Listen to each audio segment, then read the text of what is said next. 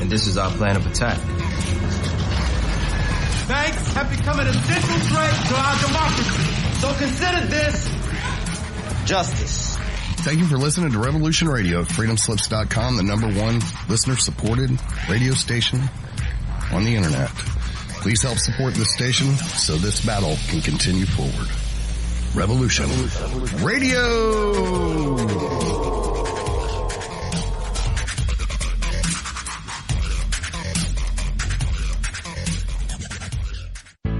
Extendivite really works. Just listen to what some people have to say. Several years ago, I was developing a very severe situation. I called it my flippy heart. It was doing not good things, and I did not want to go to a medical doctor because I just knew they would give me a cover-up pill. I didn't want to get onto that sort of thing at all. When I learned it was garlic and cayenne is a healer. It is a wonderful herb. I said, I think I'm onto something here. I'll tell you, I wouldn't be without it. It did wonderful things for me. Extendivite is only $69.95 for a 2-month supply of either capsules or liquid. Call now. That's 1-877-928-8822 or visit heartdrop.com. Extend your life with Extendovite. The opinions expressed on this radio station, its programs, and its website by the hosts, guests, and call-in listeners or chatters are solely the opinions of the original source who expressed them. They do not necessarily represent the opinions of Revolution Radio and freedomslips.com, its staff, or affiliates. You're listening to Revolution Radio, freedomslips.com, 100% listener-supported radio, and now we return you to your host.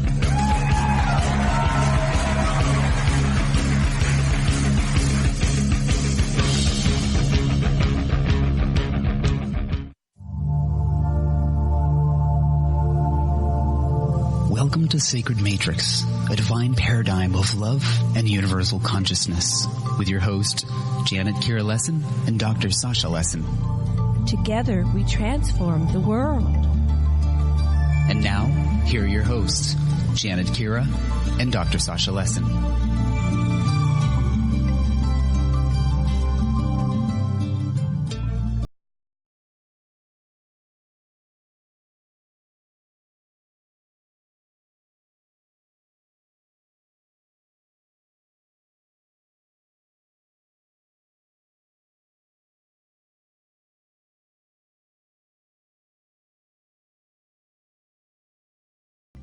On Revolution Radio at revolution.radio. And I'm your host, Janet Kira Lessin, and my co-host is Dr. Sasha Alex Lessin. Our producer is Thomas Becker, also known as the Mad Painter. We had Ryan Stacy scheduled today, but he had an medical emergency in his family, and we're going to be rescheduling him for a future time. So we are going to be winging it today, and Dr. Sasha has a new book coming up, Dr. Sasha Alex Lessin, and I'm not sure exactly what the title. Sweetheart, are you there? What is your working title for the book 5 Anunnaki series? It's called Perks, Problems, and yeah, can you hear me or not, honey? Can you hear me? Yes. Now I can Janet, hear you. Can you hear me? Yes, I can hear you. Go ahead. Okay, it's called Perks, Problems, and Pledges for the Anunnaki. Okay. Anyway, I would like to tell you, what I would like to talk about today is a little bit about the Anunnaki in a more general way, and about something very, very specific and interesting and somewhat organized, instead of just answering a barrage of questions. And that is the central thing about the Judeo-Christian God Yahweh. Just what is that, and where does it come from in our history? And so that's what Janet and I would like to discuss with you. And I've got some little notes that we can refer to. But basically, it's a story about a person, a complex person who came from another planet, and he was mean and grouchy and not very feeling, and he evolved through the ages into something else, as a lot of us do. And so that's the background story. But yeah, as the Bible was written by the Nebuchadnezzar's captivity taken from the temple in Jerusalem and brought to Babylon and Haran, that's when they were writing the Bible. And that's way long time after the events, and they got hold of everything they could to try to make the story that they wrote down in the Bible. And they conflated, they put together, they blended together several of these different colleagues of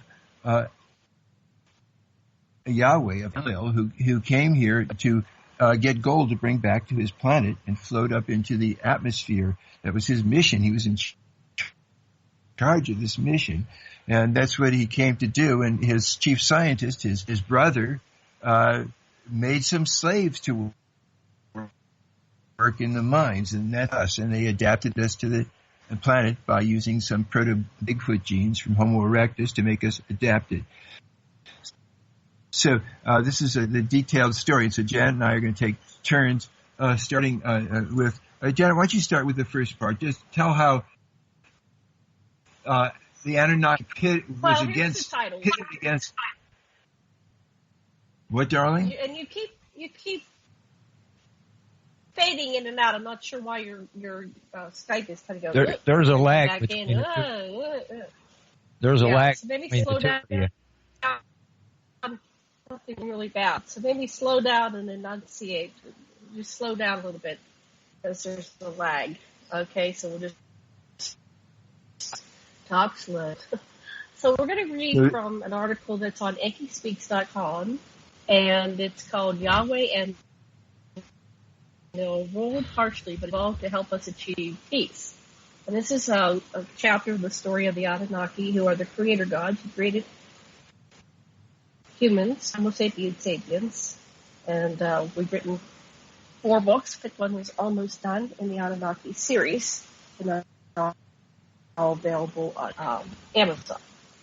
So, and this is from the book Anunnaki False Gods, Techno-Savvy ETs from the planet Nibiru, who came for gold, created us from their genome to work the mines, posed as gods, decided to let us drown, but then decided to breed us to work them.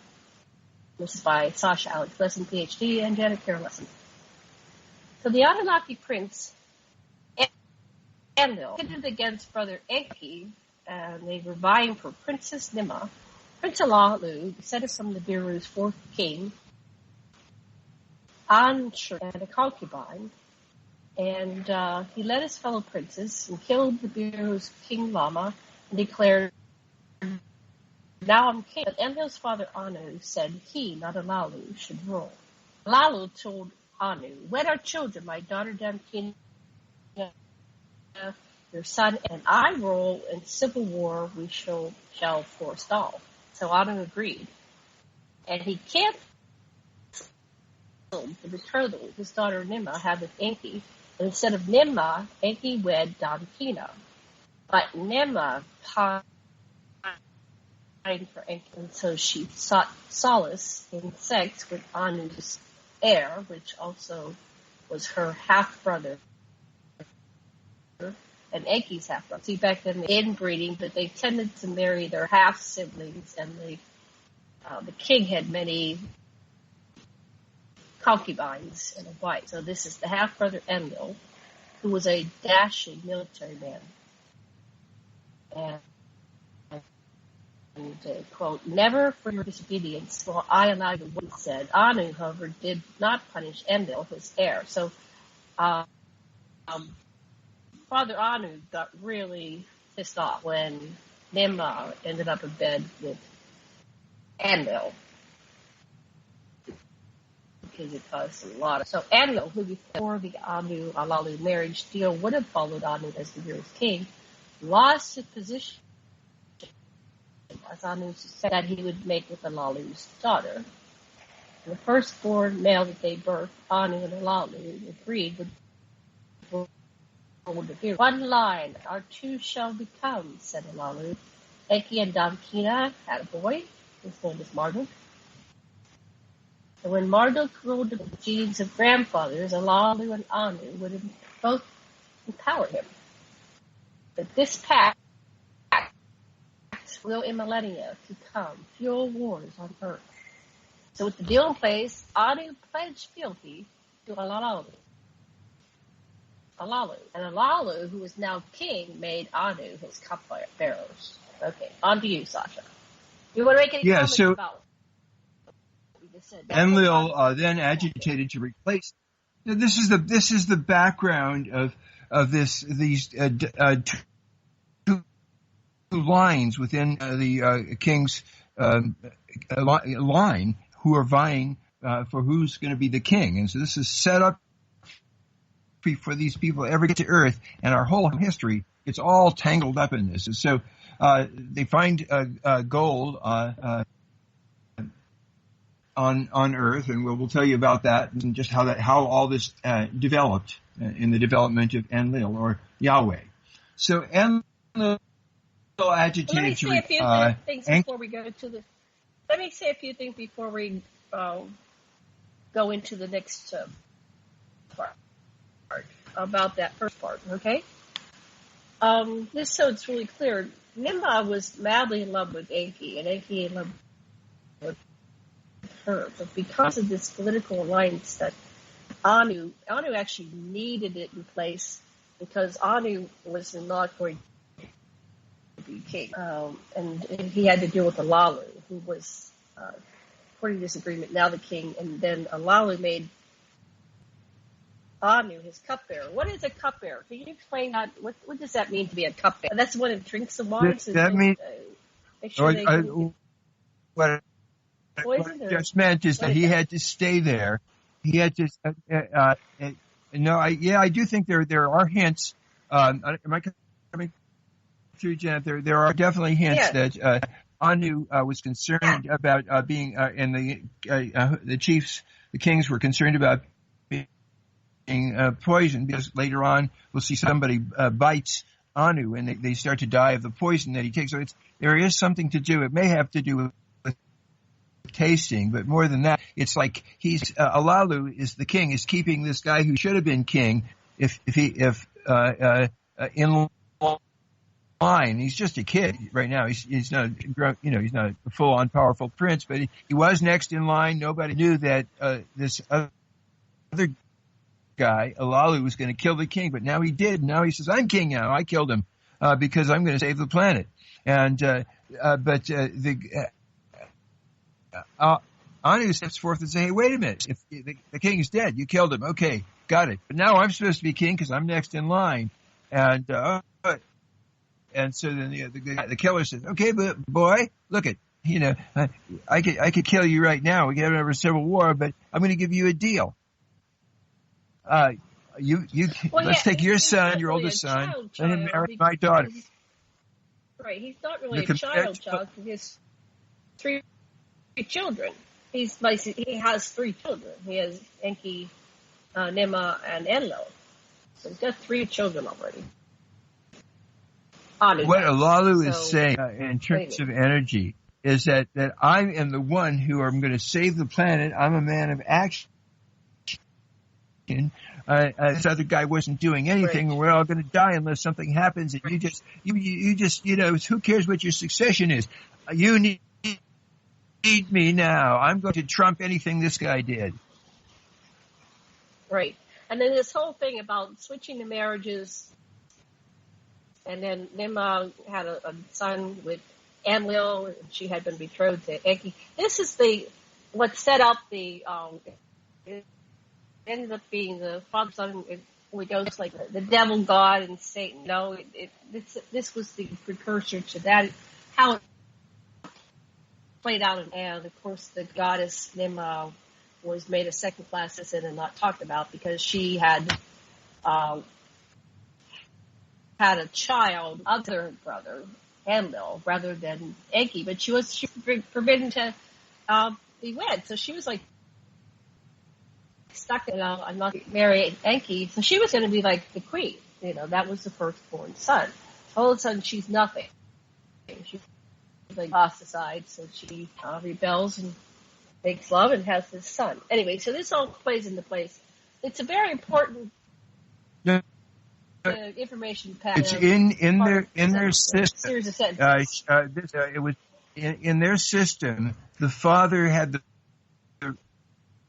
the right to use his daughter's potential offspring as property and to negotiate with it and decide who she's going. She can have sex with whoever she wants, but she can't have babies with them. That's the way it worked in their society. Unless it's a very conscious thing. These people are very sophisticated, and they decided whether they were going to have a baby or not. And it was really hard for them to have children because there was a lot of sterility. When you get somebody like Ninmah, who's beautiful and among the most educated people in the society at the same time, everybody wants her. Both her brothers are madly in love with her, and she loves both her brothers. Right.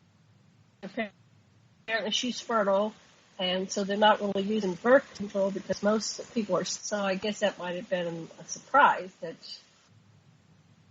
she. No, it wasn't a surprise. She absolutely. It wasn't a surprise, Janet. She's the main medical, physiological scientist from the planet, and she knows exactly. She chose to have that baby.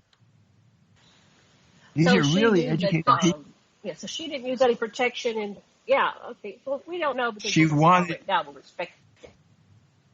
She wanted to have this child, and it was kind of like a screw you to Daddy Anu. I'll do what I want. That's right. And he knew it. She was kind of rebellious. Yes, exactly. But, yes. But he didn't play fair. So he said to her, well, never, because you disobeyed, will I allow you to ever wed. And so, but he didn't punish Enlil. No. It was not fair at all. Favoring boys. They favor boys, just like, traditional Japanese culture favors boys, just like American culture. And teaching in classrooms favors boys. That's part of what the crap they brought on to us, as we'll see. Right. So okay. This is the background. And so now what's going to happen? Yeah. Okay. So the next thing that happens is, so what happens is, after a while, Alalu tried the things that his advisors said. You can either nuke the volcanoes with what's left over from the North-South War that almost killed everybody.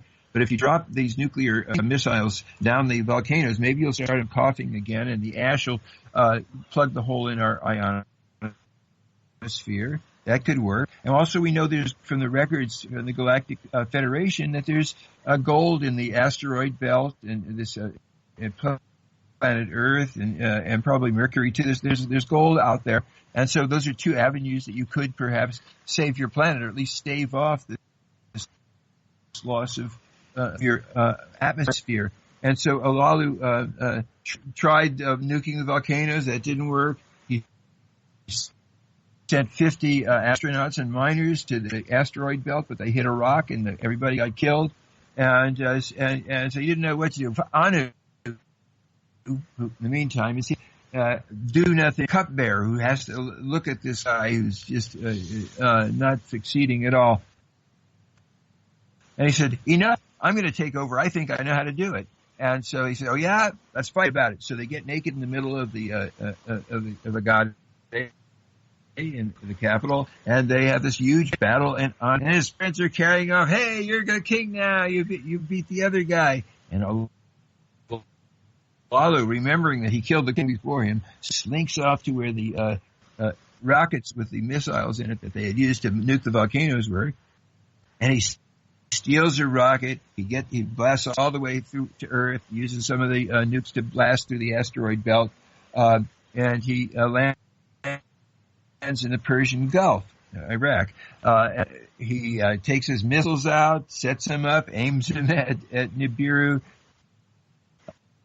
and then he messages back to Nibiru, "Hey, it's Alalu. I've got the gold to save Nibiru, and I've got the missiles aimed at you to blow you up if you don't restore my crown." And so that's the background. So then now Anu says to Enki, "Look, son, he's your father-in-law. You go see if you can get him to cool it and not aim those missiles. And if you can, get those missiles not aiming at us." And he says, "Yeah, Dad, I'll do it." So anyway, Enki goes down, and so now Enlil, this is the guy that's going to become Yahweh.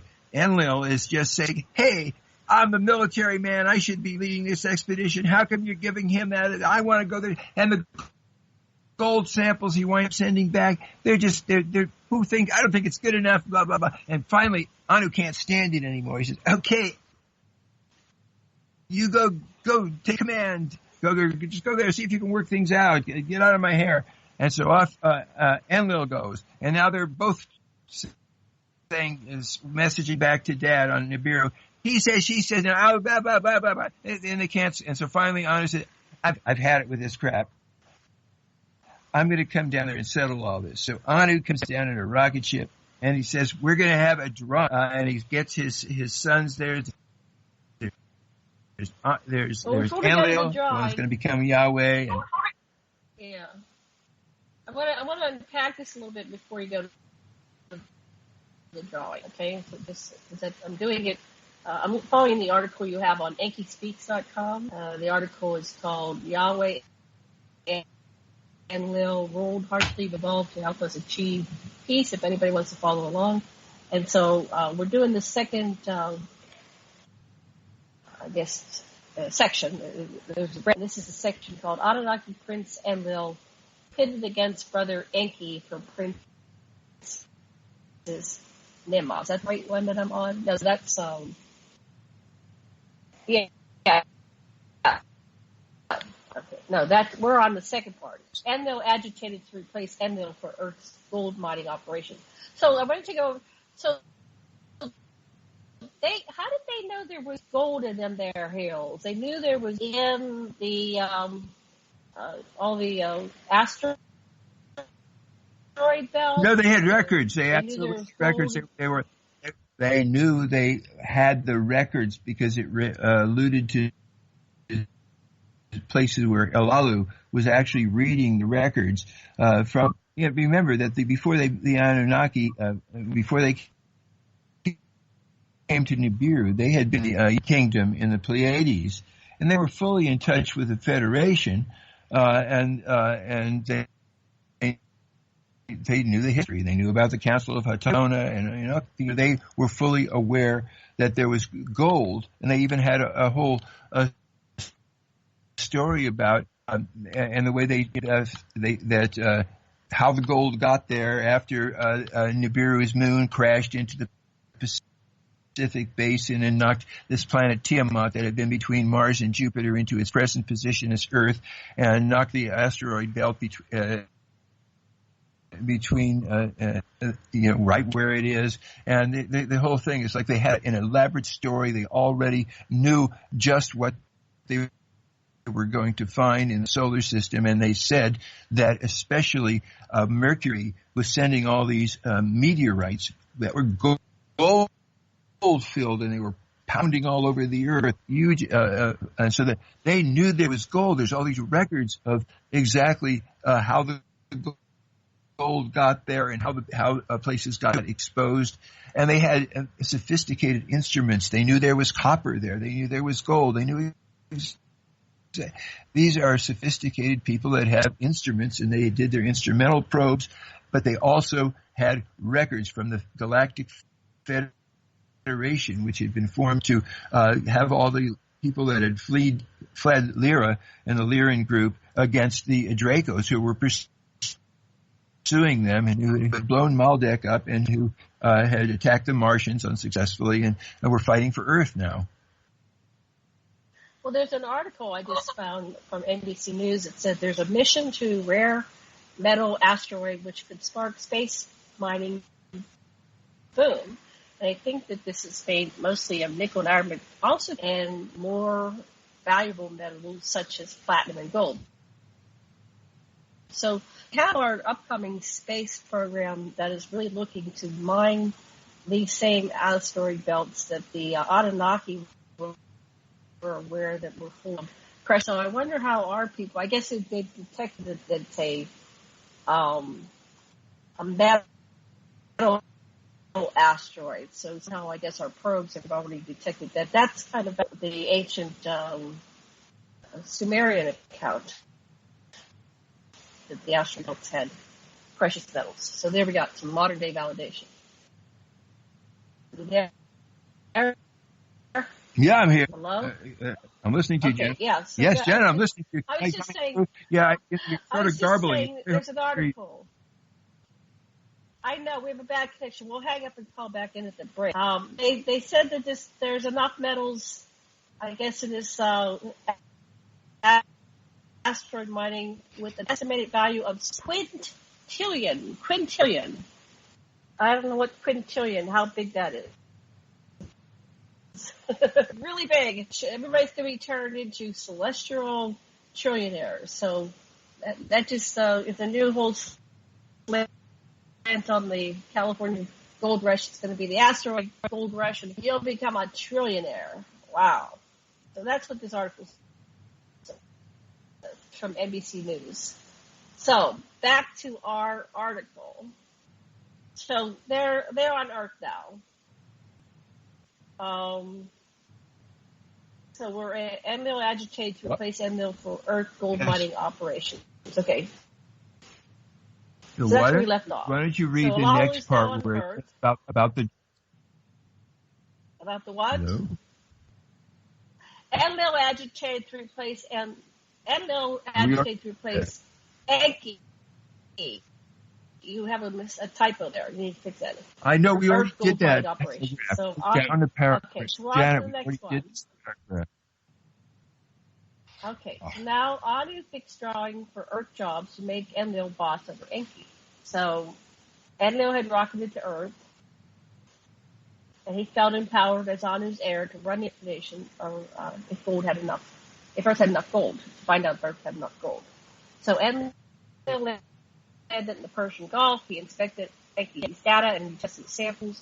And when he finished his review, Enlil back to Nibiru that despite initial doubts, Earth had enough gold to save Nibiru's atmosphere. So I guess they had some kind of, they call it beaming in the ancient text, but some kind of communication all the way back to Nibiru. Do you want me to continue? Yes. Yeah, okay. The fixed deal on Earth, Anu, Enlil, and Enki drew from Nibiru, Earth, and seas and the money. So they drew lots of some kind. We don't know what they really did. They drew straws. They drew lots. And the Asura, Enki, and Enlil disputed authority. And this is a quote. Enlil being from Earth and Nibiru. The firm succession. Your son by your half-sister Antu. I rank Enki, though he be your eldest. He your eldest be. Both getting this backwards English. Probably the proper English. We're speaking the backwards English. Come, and they'll also message Anu to Earth in person and deal with the Alalu. And he claims rule over here on Earth over Nibiru too. So they had this dispute. Who's the ruler? Who's the king? And that still goes to this day. So 416,000 years ago, Anu rocketed to Earth to create a chain of command and deal with the Alalu's threat. On Earth, Anu put 3 straws in his right hand, held them out to Enki and Enlil. Whichever of you, my son, draws a long straw, they get to rule Nibiru. And you draw the short straw, and you command Earth. And you draw the middle-sized straw, and you run the mining and sea transport. And so by their last task, they divided. So Anu went back to Nibiru to return as the ruler on his throne. He got to remain king of Nibiru. He wanted that all along, I'm sure.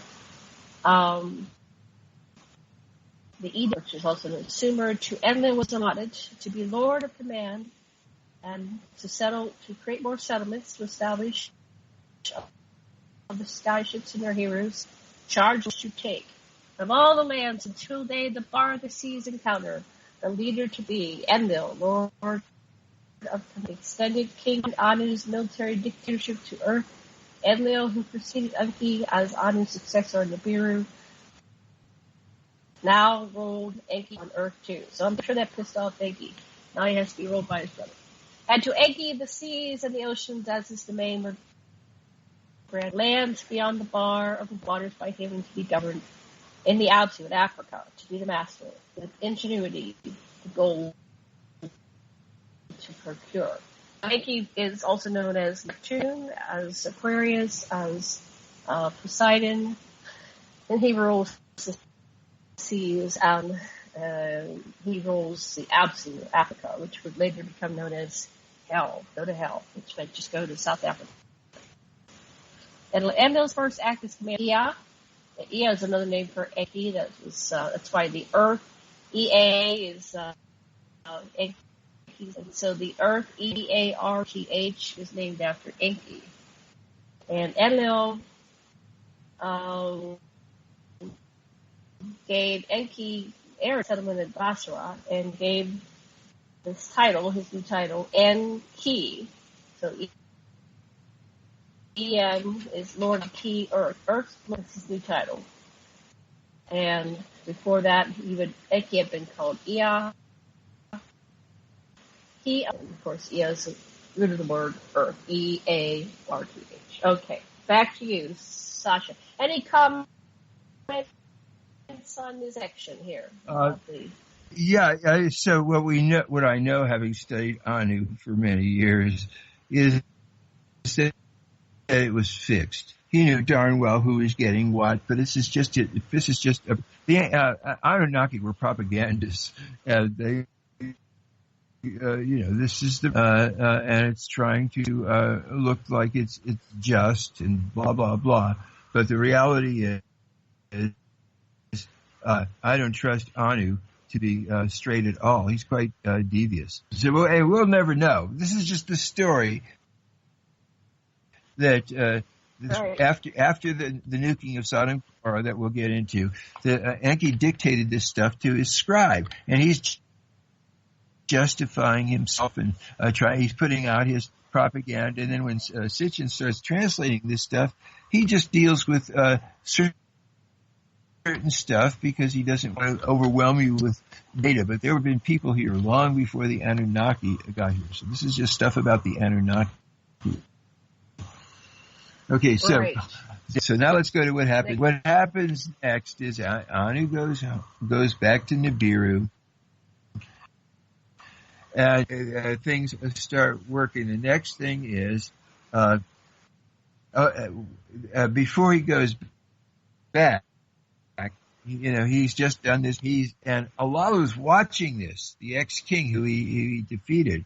He's seeing that Anu is dividing up these jobs, and he's giving his sons the jobs, and he's keeping king of Nibiru. And he said, "Hey, wait a minute! I'm supposed to be king of Nibiru and Earth too. What do you mean you're giving these jobs to these guys? It's my trip. I challenge you. Let's have it out again." And Anu said, "Okay, you asked for it." And they fight again and again. Anu wins. He puts his foot on Alalu's chest and says, "Got it? I'm king. And just let it go." And he takes his foot off. Well, as soon as he takes his foot, Alalu jumps off and he bites off Anu's man. That's what I'm not sure what he bit off, but he bit off something that the Sumerian text said it was his manhood. In any case, Anu, and so right away, Enki jumps up and starts giving first aid to his dad. Enlil jumps Alalu and beats the shit out of him and ties him up and he'll die anyway. Alalu says, take this stuff. He bit me. He's going to die from poison anyway. Long, slow. Matter of fact, I got to go home and get sewed back up. I'm going to drop this creep off on Mars, let him just die. And so off he goes to get repaired. And the guy that was driving Enki's rocket, his name is Alalu. He says, "Hey, you know what?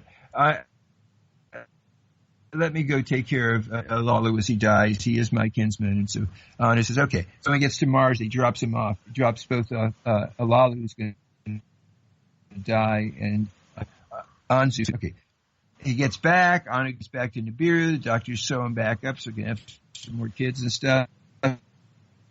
And he sends his daughter. Now remember, now we have Enki and Enlil. Both her lovers are on Earth, and they both want her. And there ain't no other Nibiruan chicks on the planet at all. So they're really excited about this. She's coming. She stops at Mars to see if and Anzu is. She revives Anzu, and she leaves 20 men with Anzu so he can start a transshipment base for the gold on Mars. And Anzu and build this great big statue. It's in Doni, which is a statue of Alalu with his helmet pulled back, looking at Earth. And she proceeds on to Earth, where the first person to greet her is Enlil, the father of her kid. We'll let Janet take you to the next part of that. Okay. Well, I'm looking at what you wrote here in this article. So Enlil was Nimah's former, and he was obsessed with meeting his brother Enki. So he started to court Ninmah again when she was on Earth. And both he and Enki wanted male children, so only the boys counted, right? And they wanted it with their house. If you had children with Ninmah, they had the potential of rising to the throne, becoming eventually king. And the Nibiru law was such that only boys that Ninmah had would build their royal lines. So this got all screwed up about women long before, like only women were valued, only men were valued, only men could rise to become king. Okay, so then here it says Enlil said that he would bring Ninurta to Earth. So they had a son, Ninmah and Enlil had a son, Ninurta. And I guess Ninurta was back on Nibiru.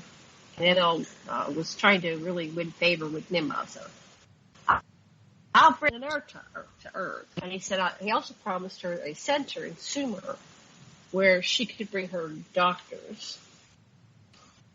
So she had brought her doctors, but he would provide this whole city and this center where she could do all her research. And her doctors were female, right? There were 50 female doctors. And he showed her his plans, lay out expeditions, settlements and lines across the rock that would show incoming rockets where to land. So I guess the Anunnaki were very brilliant at architecture. So he did that. And then he flew Ninmah to his place in Lebanon, and she had seeds, and these seeds were very important seeds because there weren't a lot of variety of food. So she would, part of her job was to determine the destiny of the different seeds and plants. So she would examine the plants, see if they were edible, see if they were like entheogens, psychedelics. She brought some with her. She brought the seeds for grapes and wines and beer. They were going to make euphoric elixir from fruits her seeds would grow. So all this came from Earth from Ninmah. You got to think of that. Otherwise, that wouldn't be here. But they also brought grains and other things later on. They diversified our foods, and that's probably what the extraterrestrials do when they go from planet to planet. They bring seeds and animals and plants because they need to diversify. So there's enough variety to eat. And once he had her, he grabbed her and kissed her. And, oh, my sister, my beloved. And whispered Nimah, and he, for some reason, they get very explicit in these ancient texts. By her loins he grabbed her, but into her womb his semen he did not pour. So we're kind of left with what happened. He didn't end up, I guess it was saying they didn't make another baby.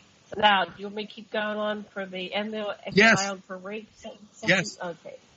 So we're going to talk about Enlil was exiled for rape. So rape was a big crime with the Anunnaki. And so if you rape somebody, you would be punished. I think it was, fast forward here. I think they could kill you. If you rape somebody, that you could be killed, executed. But let me read through the story. So for many months, Enlil was just hurt and angry because he felt rejected by Ninmah. She didn't want him. They didn't make a baby. So the relationship ended. And Sud, who was Ninmah's assistant, and there's one part we think it might be her cousin, or blood relative, sometime cousin. Enlil hid and watched her bathe in the stream, and there were other Medcore women, and so he decided that Sud would help him get over Ninmah. So he asked Sud to go get high on elixir made from the seeds that Ninmah had brought, and so drank, and so she got drunk, and he wanted to have intercourse with her. She wasn't willing, and she protested. My vagina is too little, it knows not copulation. And then she was saying, my lips are too small, they know nothing. And he laughed and embraced her, and he did pour his semen into her womb. So that means she got pregnant. And to Ninmah, so Ninmah went crying, Sud went crying to Ninmah and reported the rape.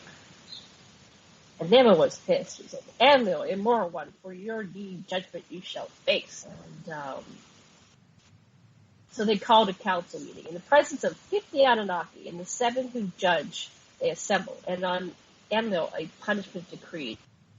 Let Enlil from all cities be banished. Let him be exiled, be. And in the sky chain, they made Enlil leave the landing place in Lebanon to a land in northern Africa. And the tribunal told Abgal, Enki's pilot, to choose Enlil's site where he was going to be. So this is a very important episode. To get through the barrier to come to Earth through this asteroid belt. Yeah. They used originally go back and do that. Alalu originally used nuclear missiles to blast Earth, but Enki, who was known as Aquarius, when he was coming through later, after Alalu had reached Earth, he said, I'm going to use water cannons. I'm going to use, and in fact, that's why he stopped on Mars, because he had to refuel his water. But when he got to Earth, Enki knew about Alalu's nuclear missiles because he had stolen them from Nibiru, right? And so Enki had hidden them with the help of Abgal, his pilot, in Africa somewhere. Do you want to fill in about that part, honey? So what happened is that when Alalu, this is before Alalu had his fight with Anu, so that Abgal and Enki had come in to Alalu's rocket. No one was around, and they took him and they hid him in a cave in Africa. Okay, then later on, Abgal, Anzu gets promoted, and he's working on Mars, and Abgal gets promoted to interplanetary pilot, and he's a big shot now, and they give him the job after they convict Yahweh or Enlil of raping Sud, and she's even worse. Not only is she raped, she's pregnant too. But anyway, so they sentence him to be exiled, and they tell Abgal, take him somewhere where he can't be, all by himself, way in the middle of Africa somewhere.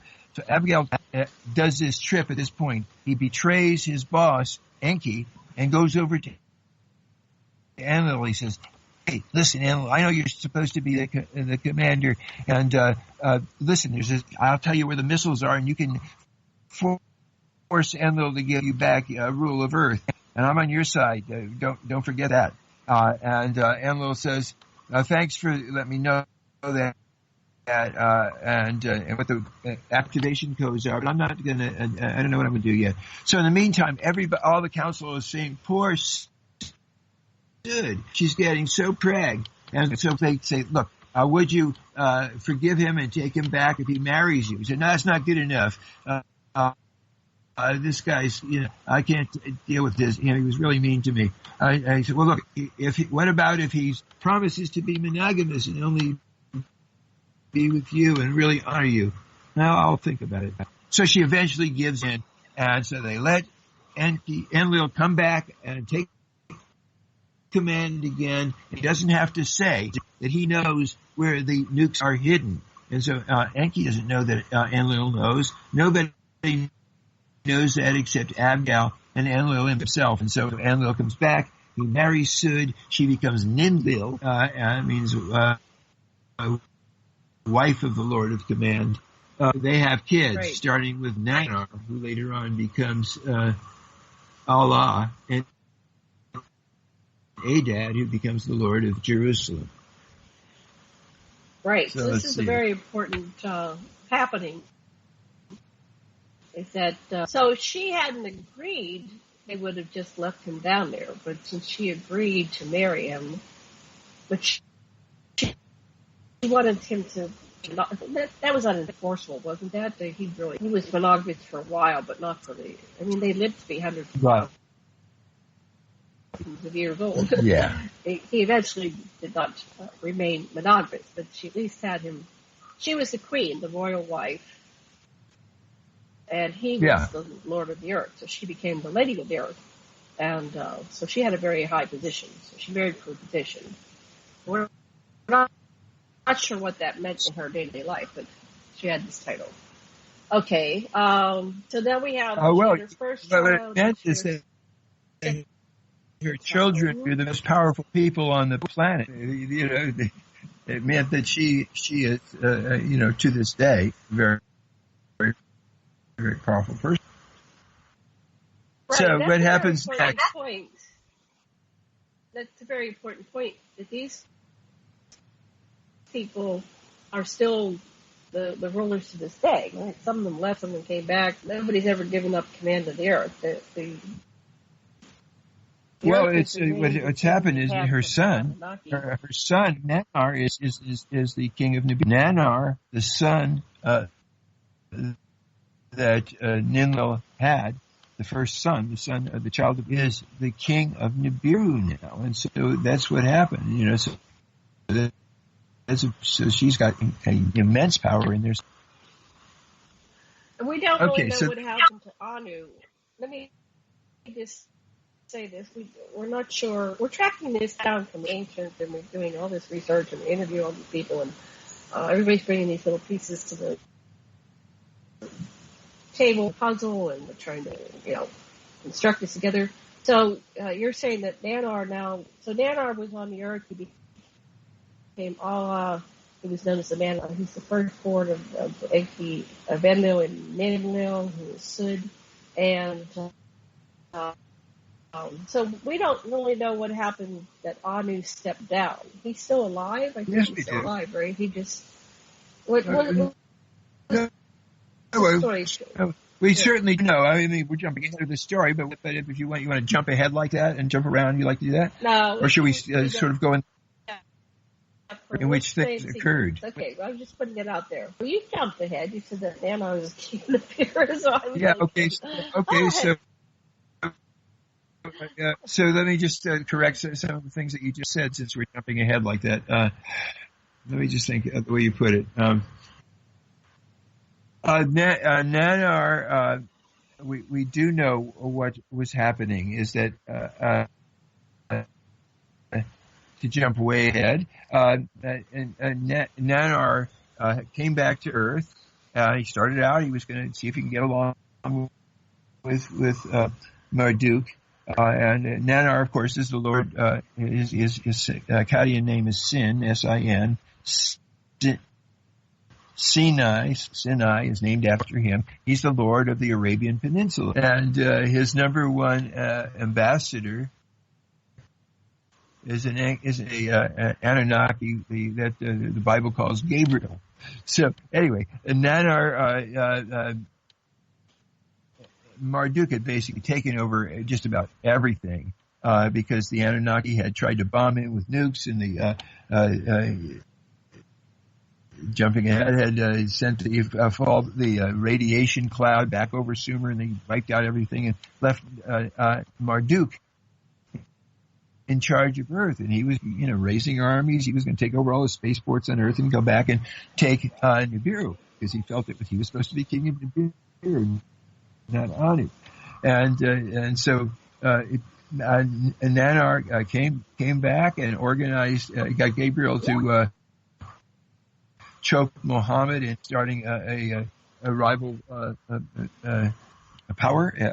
And so that's how we started getting this Islam stuff, and it goes on and on. But I don't want to jump ahead. I'd rather go in order and not do what I just did. So we're going to go back in time, and we're going to go back. Let's see. We're at Enlil opposed Enki's slave breeding, but took credit for it. Is that where you want to go to next? That's good. Just keep in mind we have 4 minutes before the break. Okay. So do you want to take that part, or do you want me to take it? Okay. Yeah. So what happened is they had started out. The astronauts all went back, and the people that started all the settlements and the engineers and stuff. And then they asked for volunteers in Nibiru. Hey, who's going to go dig some gold in the earth and we'll send it back and save the planet? And so a whole bunch of these strong young men all just said, how there. And so these heroes came, and they were working in the Enki had followed the flecks of gold down the Persian Gulf, down the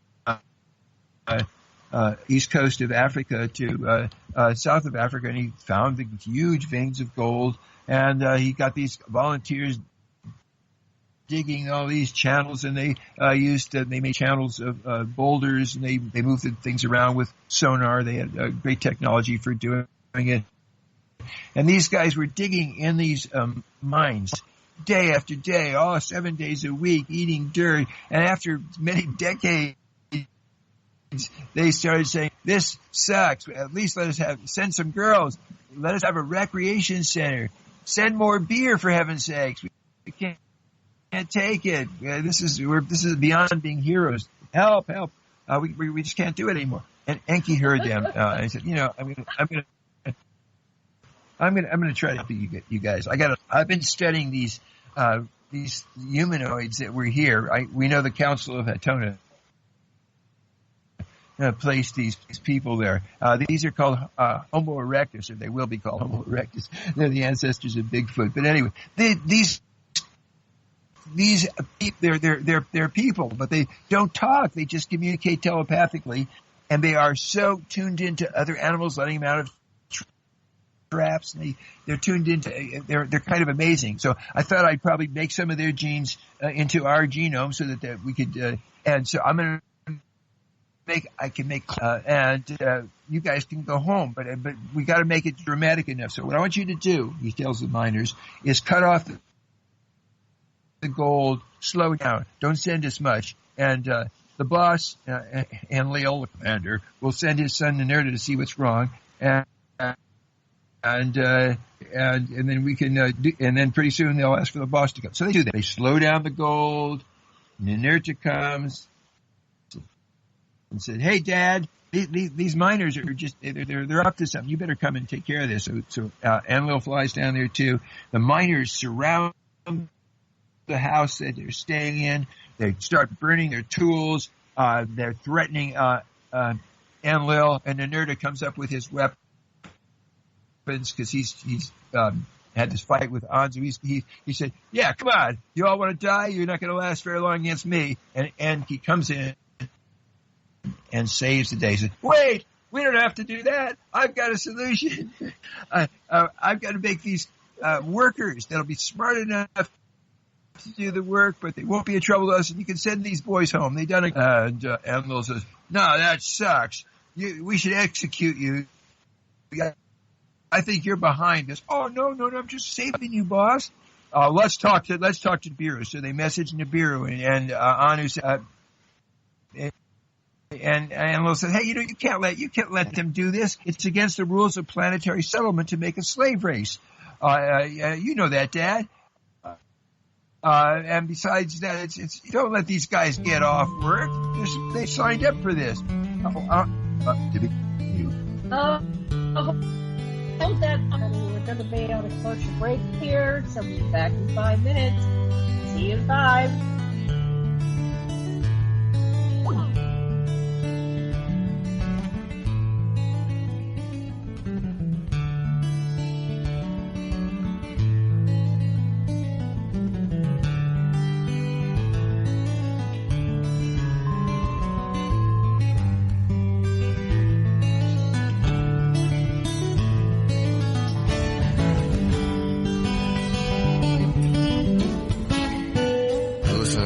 Radio at freedomslips.com. We'll be right back after this message.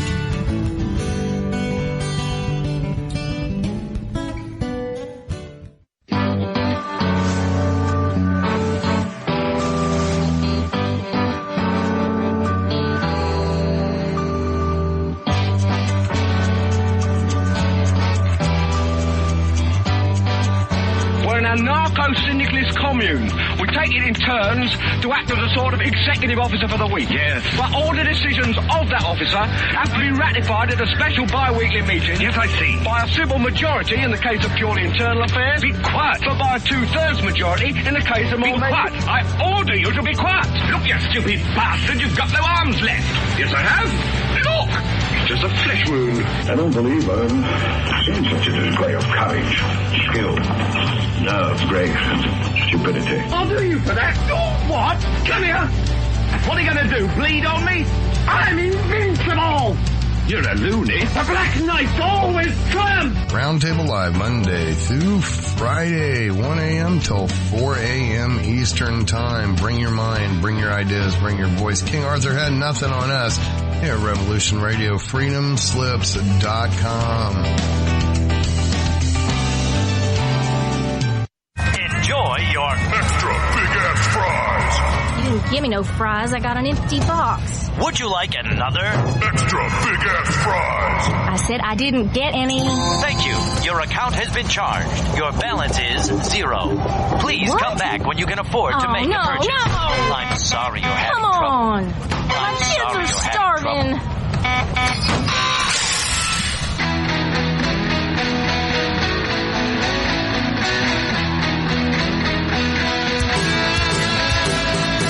Thank you for tuning in to Revolution Radio. Here at Revolution Radio, we believe in freedom of ideas, freedom of speech, but above all, we believe in freedom of existence through self-reliance. This station is 100% listener-supported, and as a fundraising promotion, I have a kick-ass free gift for a $100 donation. 35,000 seeds. 25 years in the freezer. Long-term storable, 54 different varieties. So if food prices go crazy, the shit hits the fan, or if you just want to save tons of money every year by creating your own food like I do, grab our seed pack special. Just look for the banner on the homepage at freedomslips.com. Don't be a statistic. Don't be part of the problem. Be part of the solution. We need, as humans, to start taking care of ourselves and not depending on the megacorps to provide unhealthy, nasty food. Included in this package is also a DVD with 900 survival and off-grid living documents and the offline home canning how to do everything website all on the DVD. So when you're growing all that food, you know how to can it, store it, preserve it, etc. with all these documents.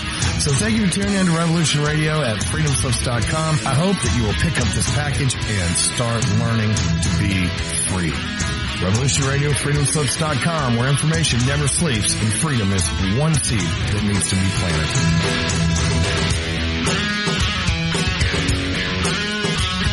What we do in life? It goes in eternity.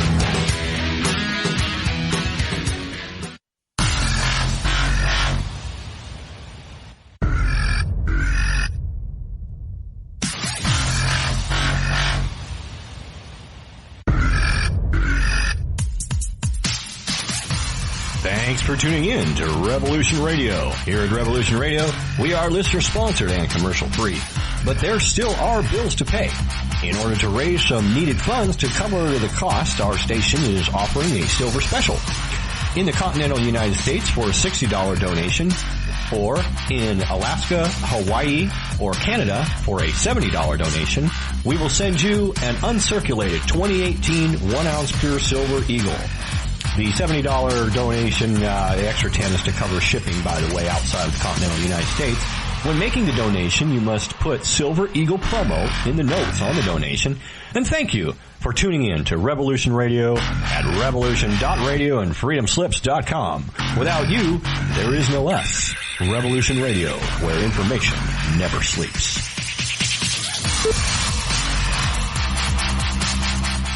It happens more often than we can imagine. In my case, I was sitting at home, and out of nowhere, I just started feeling uncomfortable. Then it got worse, and I started perspiring. I tried to ignore it, but I waited too long. The chest pain came as we were driving to the hospital emergency.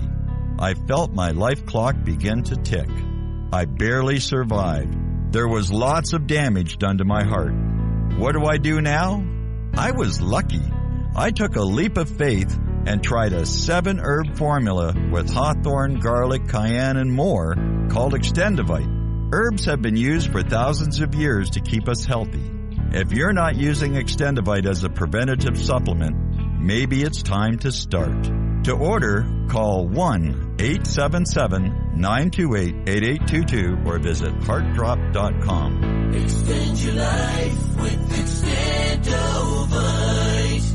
The opinions expressed on this radio station, its programs, and its website by the hosts, guests, and call-in listeners or chatters are solely the opinions of the original source who expressed them. They do not necessarily represent the opinions of Revolution Radio and freedomslips.com, its staff, or affiliates. You're listening to Revolution Radio, freedomslips.com, 100% listener-supported radio, and now we return you to your host.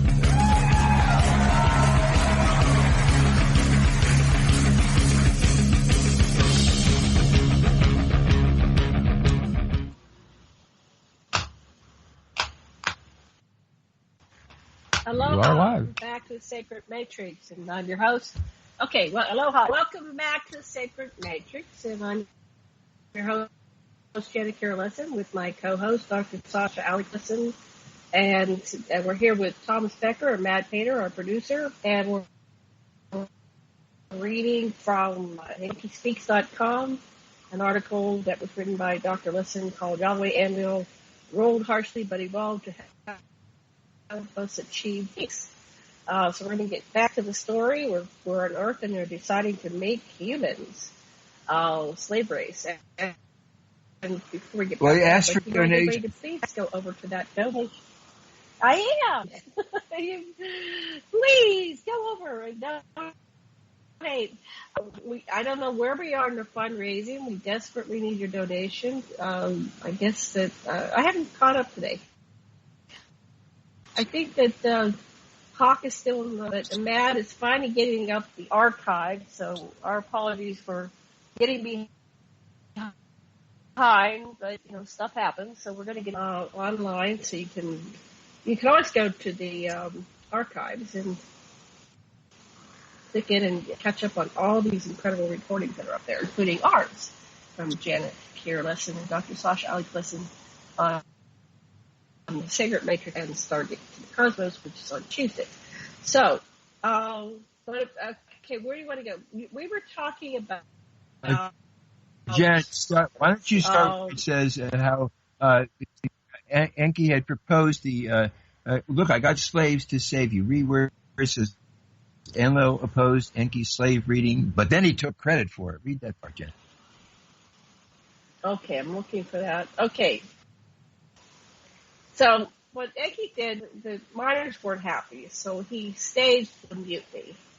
And the mutiny allowed him to create the human slaves, the hybrid slaves. So these are the miners that volunteered to come to the earth to dig for the gold, and the gold was going to use to save Nibiru with the gold dust that they would coat the atmosphere and also the Nibirans, especially the royals, consumed the gold as it was synthesized and made into monatomic gold, and they were able to live extremely long lives. So they had dual purpose for that. So as we are joining the story, they had been toiling in the African mines for decades, and Enlil ordered them to produce ever more gold with ever stingier provisions and no women and not enough beer. Boy, some things are just like today. And so Enki, of course, sympathized with the miners, and he schemed with them, shrink the gold shipments more for Enlil to the mines, and trap him. So they set up a trap for Enlil, and then he would save Enlil. It was like fake. And Enki would come in and save Enlil and free them. And all the commander would do is let Enki, the chief medical officer, along with Ninmah, who was the chief medical officer, and Negashita, who is Enki's brilliant son, and they were geneticists, and they were going to create these Earth-adapted Homo sapiens, which would be the miners. Okay, so let's see. They're all complaining. Ninurta, Enlil sent his son Ninurta to investigate. Enki told Ninurta to call Enlil to the mine because Enki wanted to trap Ninurta. He said, let the commander see how the miners are. So Enlil arrived with his vizier named Nusker, and let's see. Let us under Enlil. The workers shouted, and of the heavy work, let him leave us. Let us proclaim war with hostilities. Let us gain relief. And they set fire to the tools, to the axes.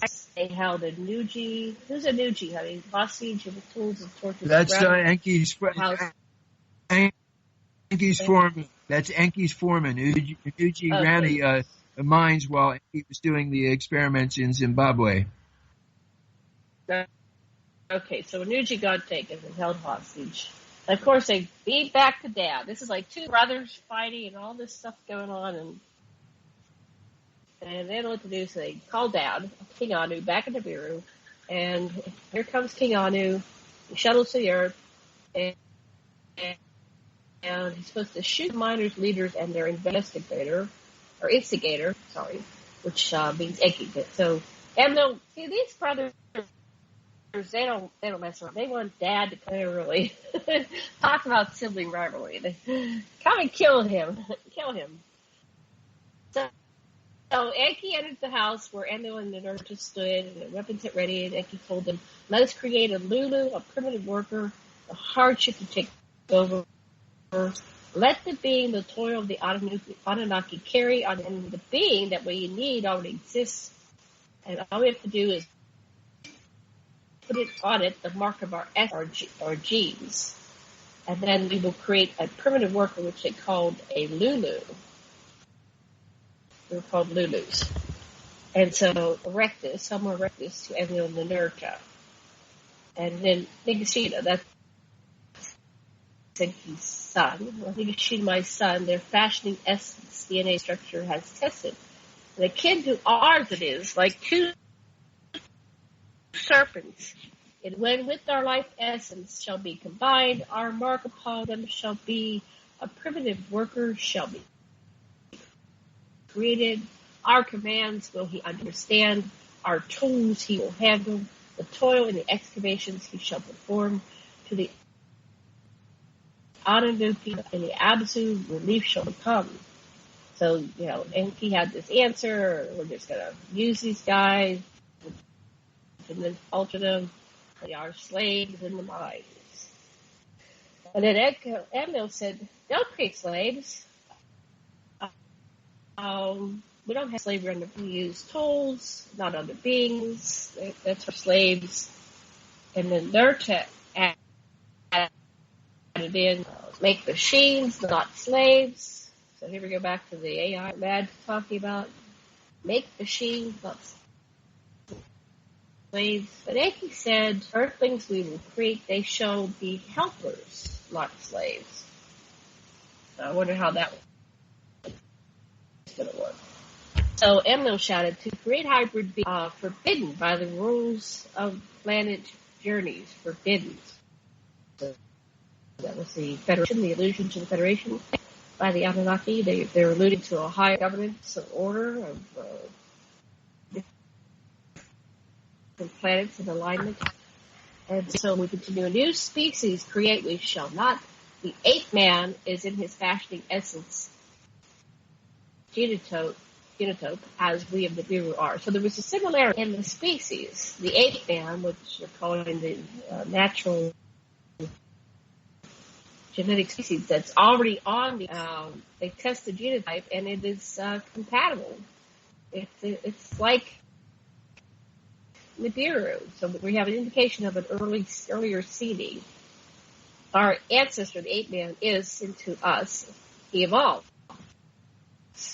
We're going to speed eighth man, shall we? Speed him, but some millions of years to what has always been his destiny. So they are going to accelerate the human eighth man, they call him, and make him how we would be, how the Anunnaki would be. So Enlil and Enki beamed Anu and the council of Nibiru, and they spoke their turn to voice their say to the council. So these, the planet Nibiru had a council, Earth had councils, and Enki, the scientist, lobbied for a project he'd run to engineer workers adapted to Earth and Nibiru and Genome. And Enlil, the military man, urged the council to deny Enki's project, and Enki's project, Enlil said would validate mutineers who valued themselves more than gold money to save Nibiru. Enlil wanted their death for treason. He reminded the council that the rules of planetary journeys forbade the type of project that Enki proposed, and Enlil said he would resign as commander if the council failed to veto Enki's adapted mind slave project. So he's going to quit. He's going to invoke that this is illegal, all kinds of things to stop it from happening. And I'm not sure exactly why Anu ruled and the council ratified Enki. We don't really have their reasoning or logic why they chose Enki over Enlil, but they chose to ratify Enki. Read the next sentence. So what do you think? Why did they? Okay. The Bureau read the next. Gold must be obtained. Okay. The Bureau message Earth. Gold must be obtained. Let the beams be fashioned. Forsake the rules of planetary journeys. Let the Nibiru be saved. And Enlil was always bound to honor. Enlil forgot. He said he quit command and he got to make it adapted Earthing. So they thought that there was no other way to do this besides making these beats. They thought that without them, we're going to perish. There's their logic. So Enki's genetic team created this hybrid Anunnaki erect his clone masters, and they created a boy named Adamu and a girl named Tina. And the team, this is a lot of generations here, a lot of years within this one sentence here. The team it seems their mandate had made the hybrids fertile. So that's a number, that's the Adam and Eve story. And there's 2 Adam and Eve, so that'll be another story. So when Enlil was suddenly nerved to visit Enki's nearby place, they saw Tiamat wore her leaf apron. She spoke and showed them the table she made. So here's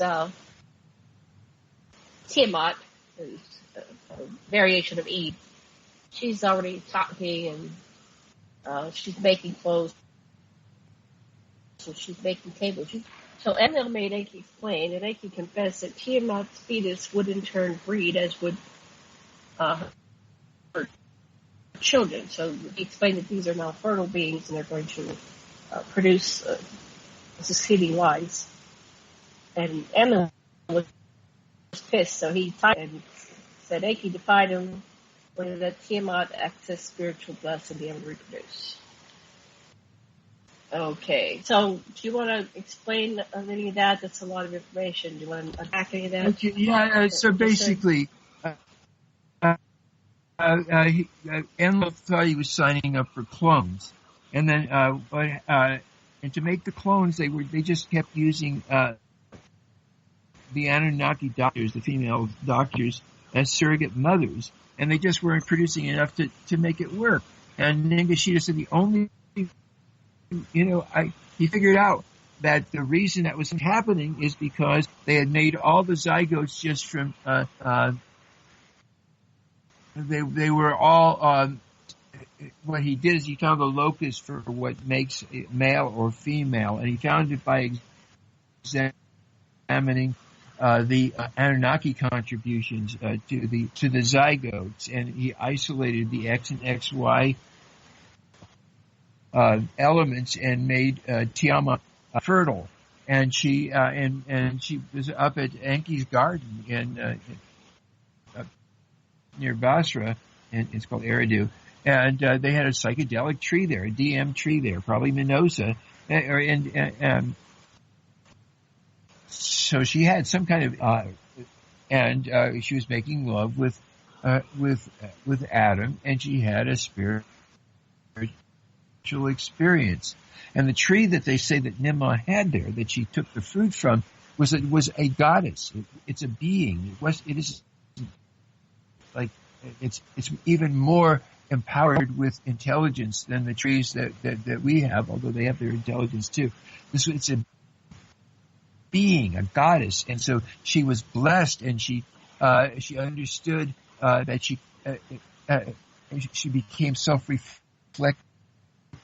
It changed everything, and so when she, by the time Enlil saw her, she was this bright little girl, and it wasn't just that she was this breeding thing. It's that her parents, Ninmah and Enki and her uncle Ningishita, hung out with her, and they talked to her, and they read to her, and she was an educated. And so Enlil was really blown out. He said, "Well, take these creatures down to Africa, get them out of Iraq. I don't want to see them, and make slaves already."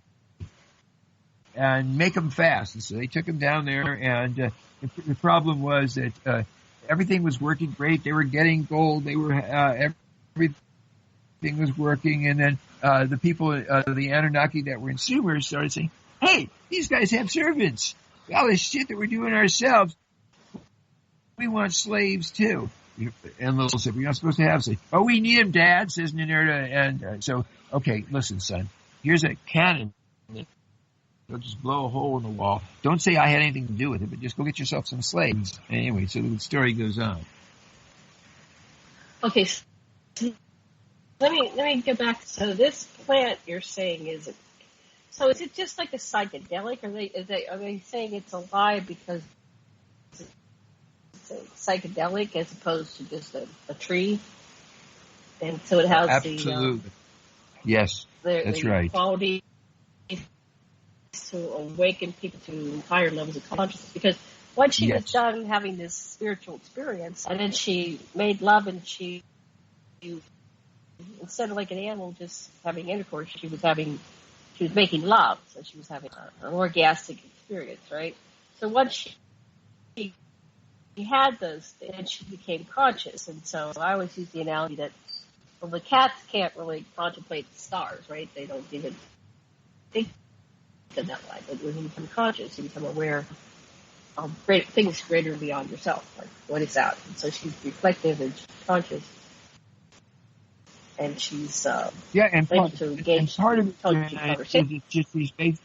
The part of it is she's saying, "What in the world? What is the matter with you, Uncle Enlil? Why are you treating Dad so bad?" She clearly recognizes that it's Enlil who's being nutso.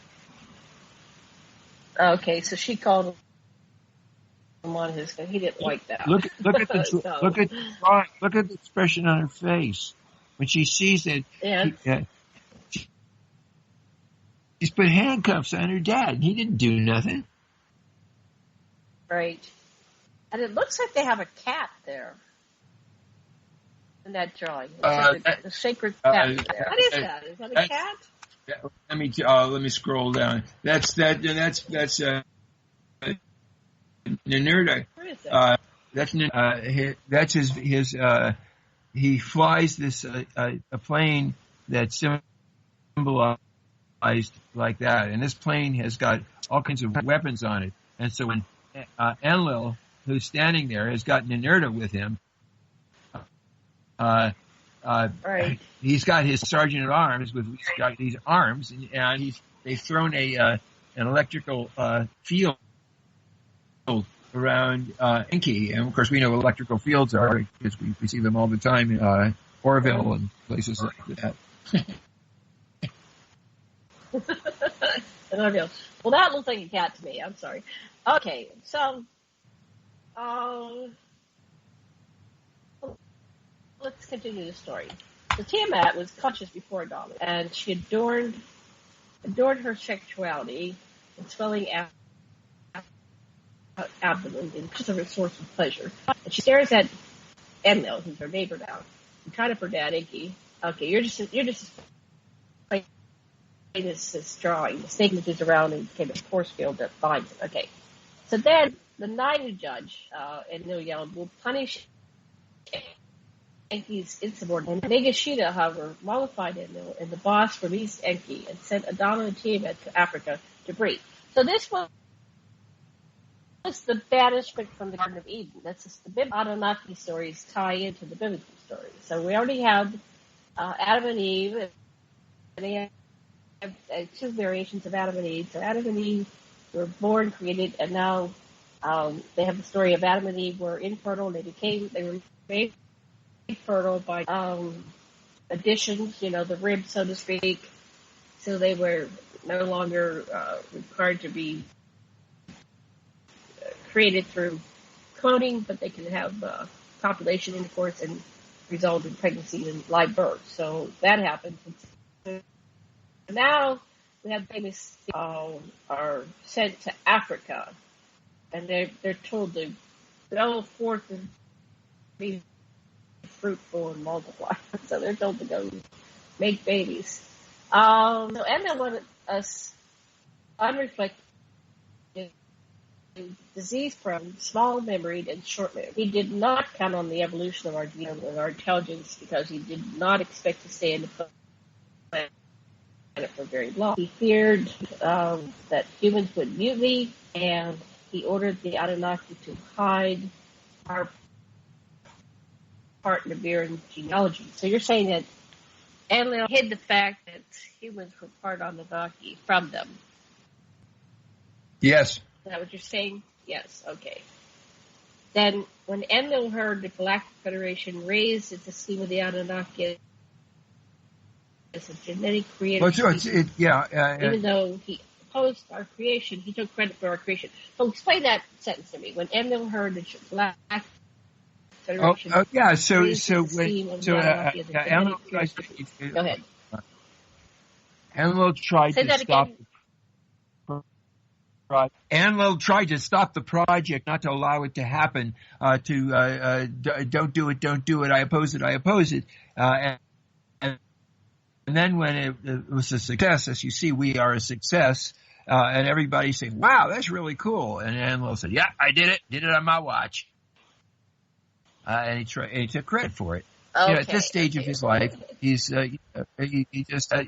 takes credit for everything. He needs to trump Enki about it. Right, he's always competing against his brother. He always has to be better than his brother. Right, and so this isn't the birth story. Janet's quite right. We will go into it because there was an even greater up-leveling that comes later on.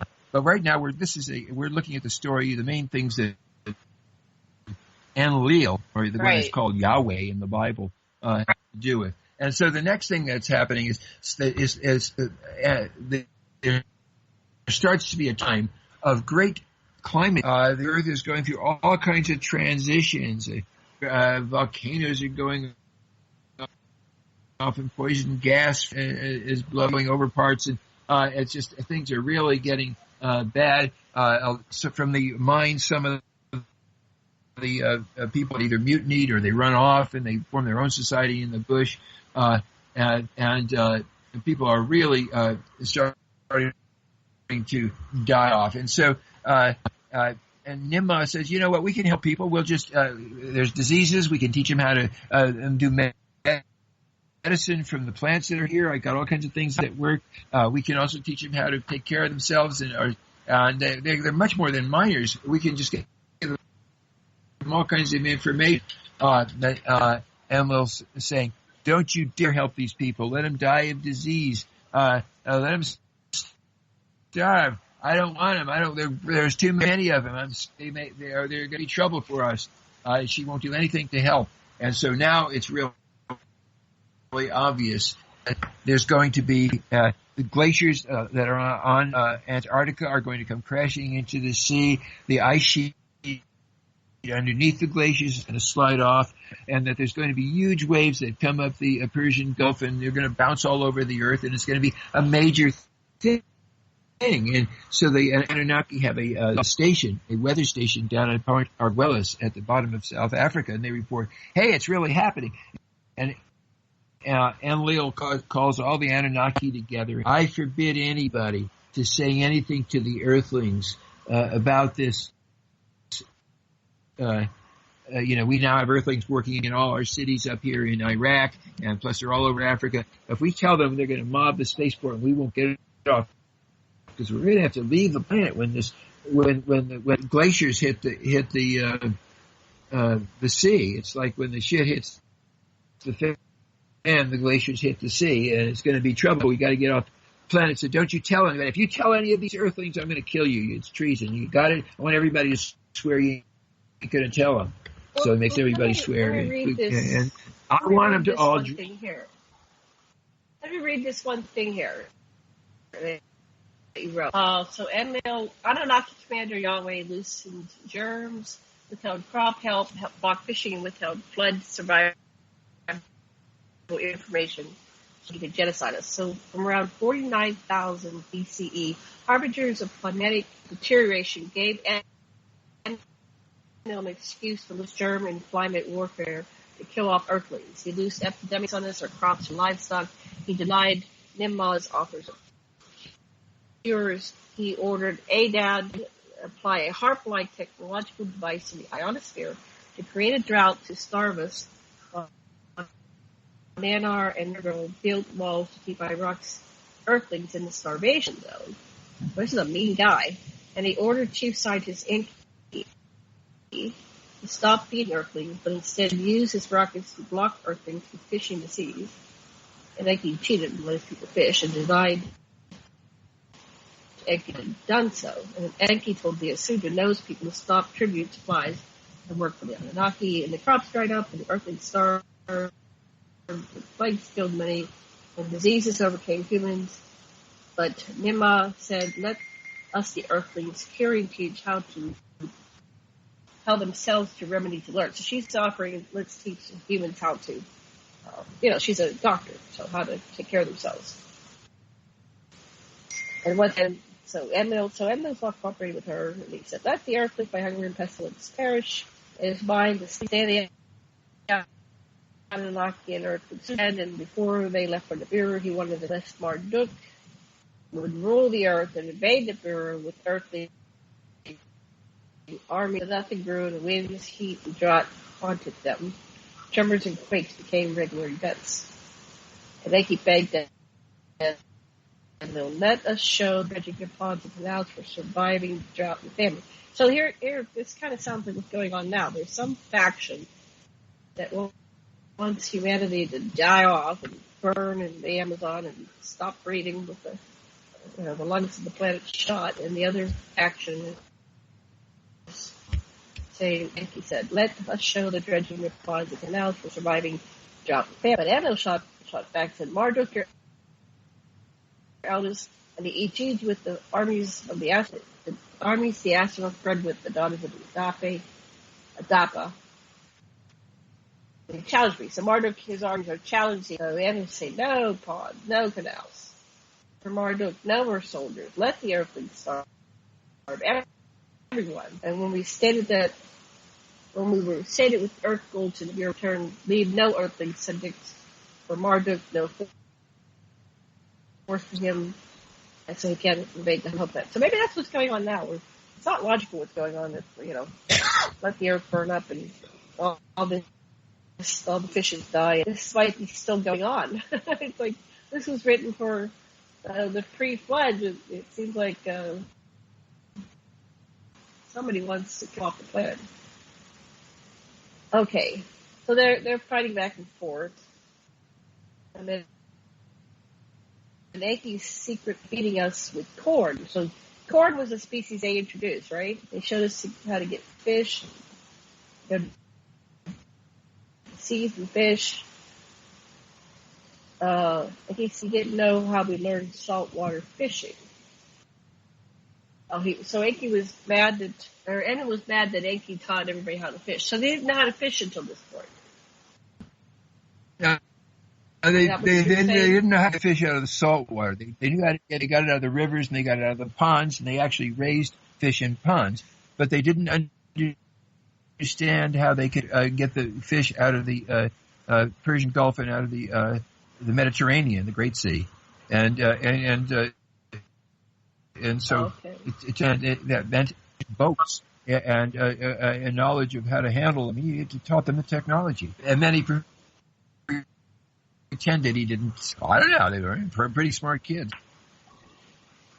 Right. So when Enki ruined his attempts to starve and waited for the next perigee, when Nibiru's approach to Earth would create a great flood. So they knew that the flood was coming. They knew the cycles of the solar system. And before that, Anunnaki would put Earth with the gold they needed, and the flood would kill us off, and they would hide the fact that we ever at all. They just wanted to wipe us off forever. When Enlil convened the Anunnaki Council, the leader's sons and grandchildren and the Gigi commanders, and he told them he decided to let the Earthlings drown in the deluge. And Enki objected. He said, "The wondrous being by us, and we must save it." They were shouting. And then he'll roared back to the primitive workers, knowing you endowed the powers of the creator into your hands you've taken. So he said, "You're acting like God, the creator of all." Little God, but the creator of all. And how dare you? You endowed them. Perhaps we would say ensouled them. So with fornication, and that way you can see, yes, he was mad. Enlil was mad because the second generation of Adam and Eve, the one was smarter than the first generation, Enki conceived. He actually had sex with two earthling humans. That's part of the story we didn't put in this one. And at some point, Enki took his offspring down to the heavens, meaning Nibiru, and our wisdom with them we shared. And Enlil was so pissed. He says, "Every rule you have broken, decisions and demands you ignore. And because of you, a civilized earthling Abel murdered Cain. And because of Marduk, your son, Marduk was Enki's son, and he married a earthling. So Marduk, who was full Anunnaki, he committed a sin and married earthling human. And so Enlil said the earthlings must drown. And he made everybody, Enki and the Anunnaki would swear they wouldn't tell the earthlings that the seas were going to engulf them. And Enki refused to swear to that. And he and his son Marduk stamped out. And then Enlil, after that, brought the council back to order. And he told the Gigi with their Adapite wives and children must move to the peaks above the waters, above the waves. And he, Enki, Nimel, their sons, daughters, and descendants would orbit the earth. So they would orbit the earth until the waters receded. and some were to go to the peaks above the waves. And Marduk was to go back to the Mars, and Nannar to go to the moon. And then once the waters receded, the leaders in the kingdom returned to Earth. And so to prepare for this, Enki and Nimah buried their records and computer programs in diorite crypts under the rocket platform in Lebanon. So I wonder if there's some still there. So they buried important information, and they made, just like they did in, I think, Norway, they now have a genetic bank. So they have genetic banks for animals and plants and seeds, everything, which they would preserve and save for after the flood, all these creatures. They can, and we hear that from our experiencers, that the Earth, there are many extraterrestrials that are taking plants and animals, we're extincting many species, and so they're taking samples and relocating them before they extinct all these different species forever, because these plants and animals and seeds, they belong to the universe, not just to the Earth. So male and female essences and life eggs, they collected at each time, 2 by 2, they collected for safekeeping, allow an Earth circuit to be taken. Thereafter, the living kinds to recombine. So they're saying they took 2 by, but I guess they what they're just saying is that they had enough material, so if it needed a male and female to copulate and breed, they would have that 2 by 2. So that's why they said they marched the animals 2 by 2. They had enough to create animals and species once again. Meanwhile, back in Eridu, he had a dream, and he dreamed that Galzu. So we haven't introduced Galzu yet into this. So you want to talk about Galzu a little bit, honey? Yeah. What I was doing here, Janet, was just about 10, 15 minutes left. Yes. Okay, so anyway, on one of the Anus, when he gets the news from the station down in Point Argullis and so forth, he says, "You got to get out of there, everybody. I'm going to send a whole bunch of rocket ships, get everybody out of there that wants to come back to the planet, give me all the gold." And so one of the rocket ships he sends back to Earth, a great big, and Enki designed the rocket ships, told him how to do it. One of them had this distinguished looking guy with a white beard. He comes off and he says, I'm Galzu, and he presents, he's dressed like a noble, and he presents this sealed document. It's got the seal of Anu on it, and they look at it, my gosh, it's Dad's seal. Oh, what's it say? And it says, "This is Galzu. He speaks for me. Do exactly what he says." And so Galzu said, "Yes, I must tell you that you older Ninmah, Enki, and Enlil, I know you don't realize it, but you have aged so much from being on this planet, and you can't leave Earth's environs or you're going to die. So you got to stay here. But it's too unstable on the surface. Go up in your planes or go to the Mars or the Moon or something. But you got to stay within Earth's gravity, or you're going to die. You can't come back. You can't leave. You can't go back. But we can send the other people back that haven't been here as long as you. You got to stay. So Galzu comes to Enki in the nighttime in a dream, and Enki said, "Hey, I dreamed that Galzu gave me plans for a submersible boat." He gets out of bed and he kicks this. It's a tablet, and it's underneath. There's a computer program, the kind you stick in their slots, and it's showing how to make this boat. Whoa! I dreamed. Hey, maybe he was really here. I don't know. Anyway, he goes at night to Ziasutra, or Noah's house at Cherupek, and he says, "Hey, Ziasutra, wake up! I'm not talking to you. I'm just talking to your wall. Hey, Ziasutra's wall. I'm going to plunk this computer program in you. It tells how to make a submersible boat for Ziasutra and his clan, I'll send my son Ningal to help him. And in case Enlil asks, "What are you doing, making a big boat?" Just say you're going to sail down to my place in south of Africa. He'll say, "Good riddance. He doesn't like you anyhow because you're an Earthling. You're really my son, but don't tell anybody." Anyway, that's sort of how Galzu fits in. Galzu has interceded. He's first of all, he's lied about this stuff about you're going to die if you go too far, because he's tricked all these leaders to stay there. He wants them to stay there. The Federation has decided it wants these Anunnaki there for the big fights that might still have to be happening with the Dracos.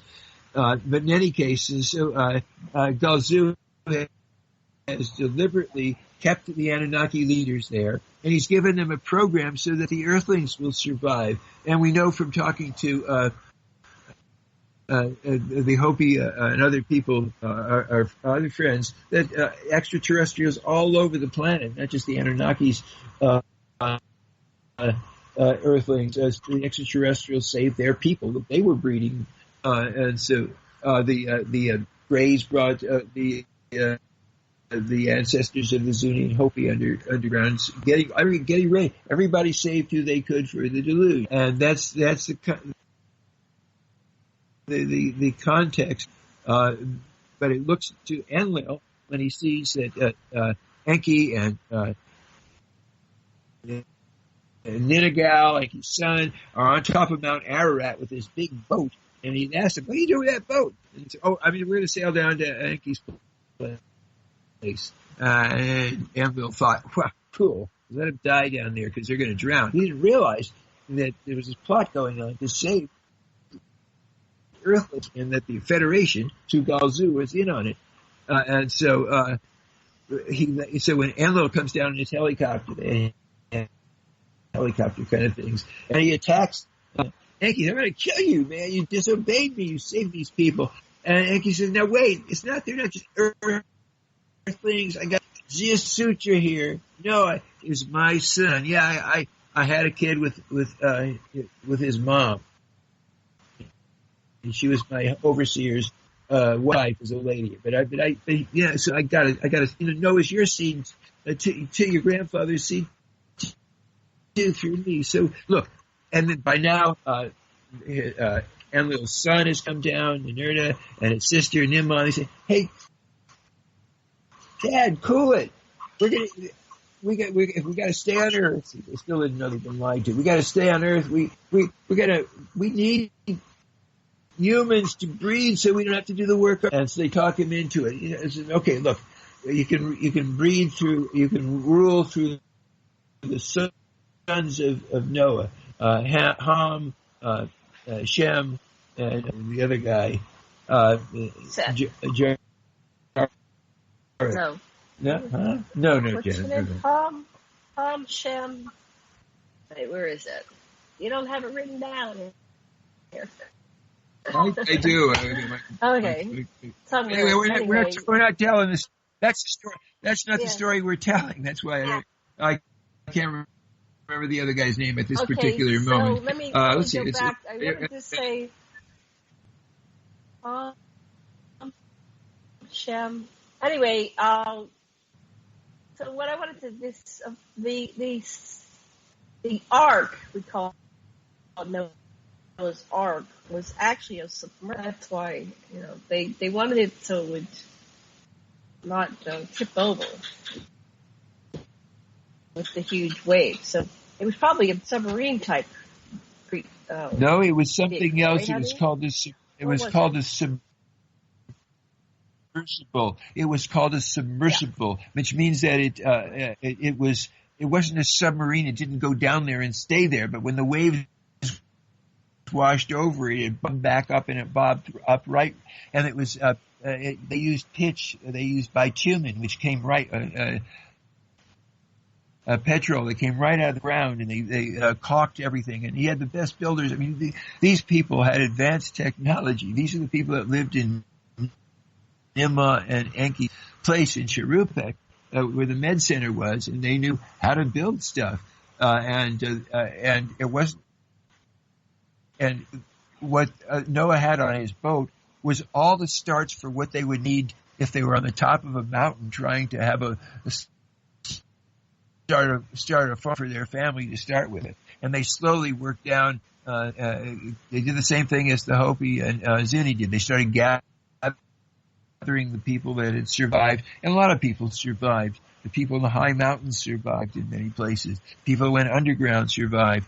And it's only later on when find out that Galzu had lied to them to keep them on the planet, because the destiny of the Anunnaki was to take care of us, because we're special, right, and we're here to save everybody. Right. Our evolution is critical to everybody. And the Anunnaki, especially those who could really think like Enki, realized that Nibiru is becoming uninhabitable, and sometime the Anunnaki want to return here to live, and they want to have a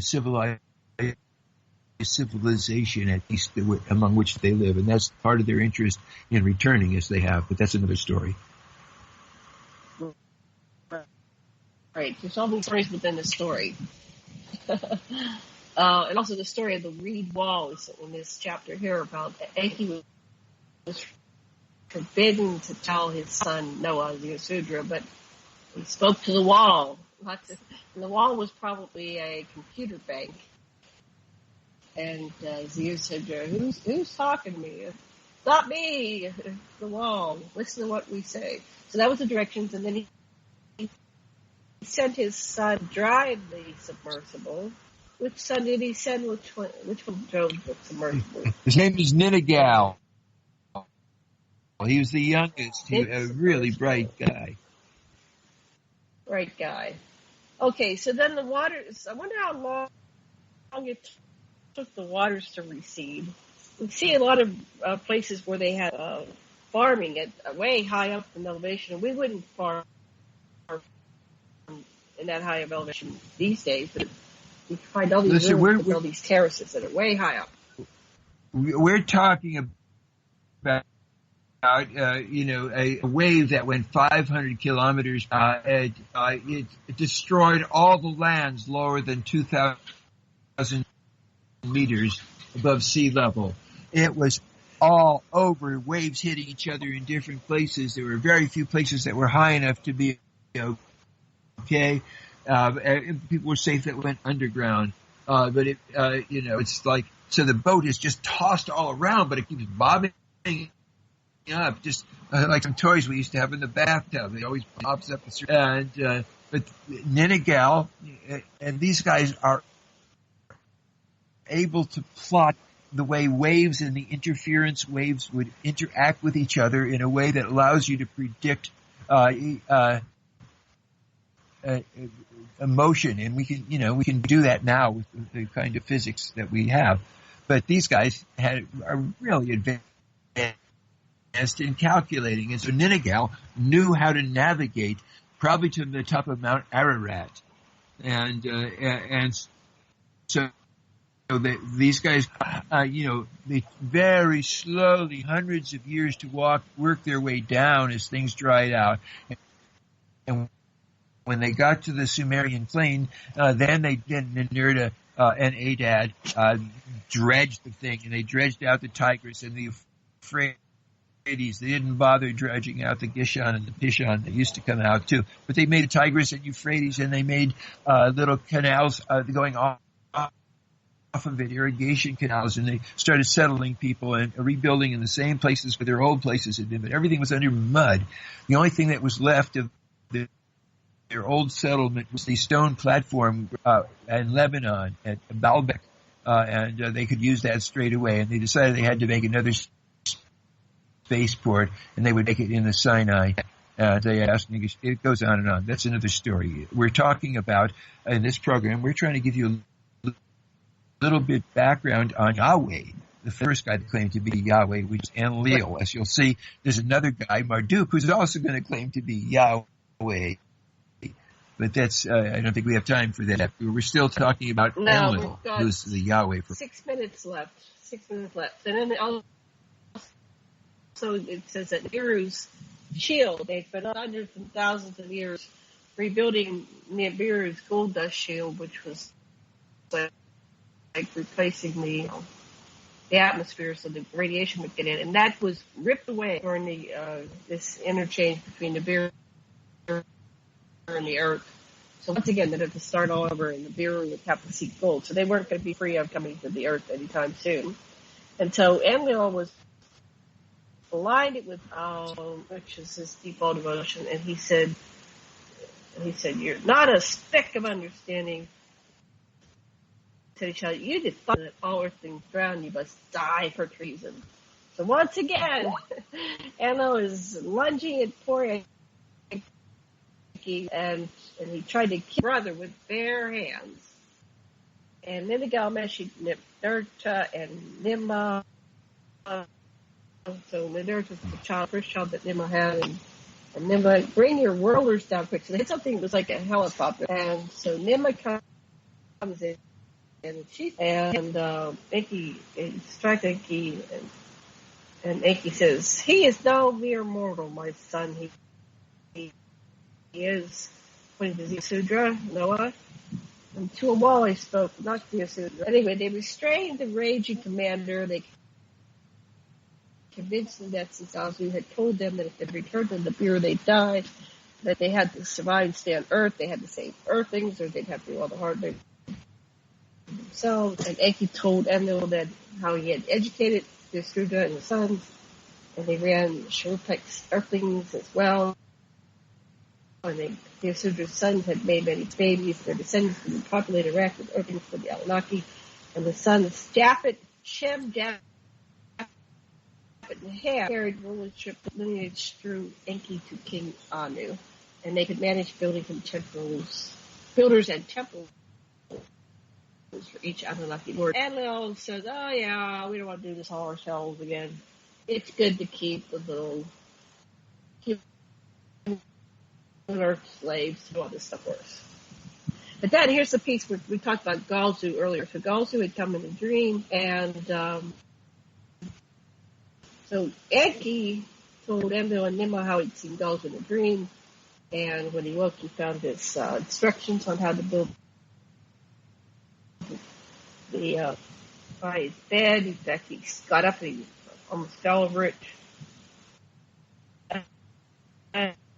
And Enki, Ninurta, and Ninmah convinced the survival of mankind the will of the creator of all must be. There's something that was said about Ninmah thought Galzu was her classmate. You don't have that in this part here.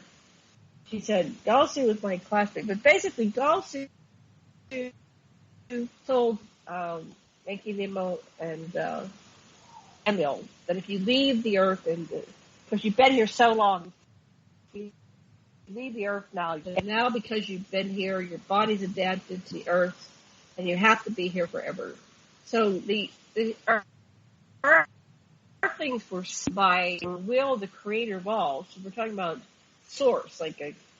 This is beyond the Anunnaki, who are the current gods and goddesses, but this is source, the creator of all, above the Anunnaki. And the Galzu apparently are like the Q in Star Trek, right? They're higher source beings that have connection to the creator of all. The Anunnaki do not have access to the creator of all. They pray to but apparently Galzu walks around with the creator of all, so to speak. What do you think about all that? I think that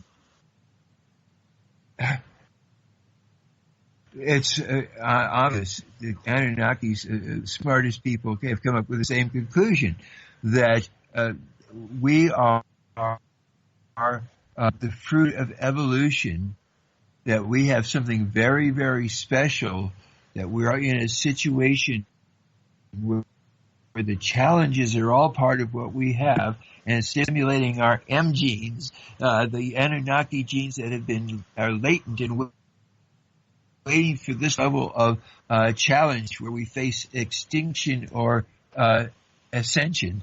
And it's possible that this is the dawning of the age of Aquarius, and not only have this mean God, who is really just a guy, Enlil, stopped with the violence, but he's in a very peaceful place, which you'll have to tune in to find out how he got there. Yeah, we'll do another show on this somewhere down the line. So thank you for joining us today. Much love and aloha. Thank you, Matt. Thank you, listeners.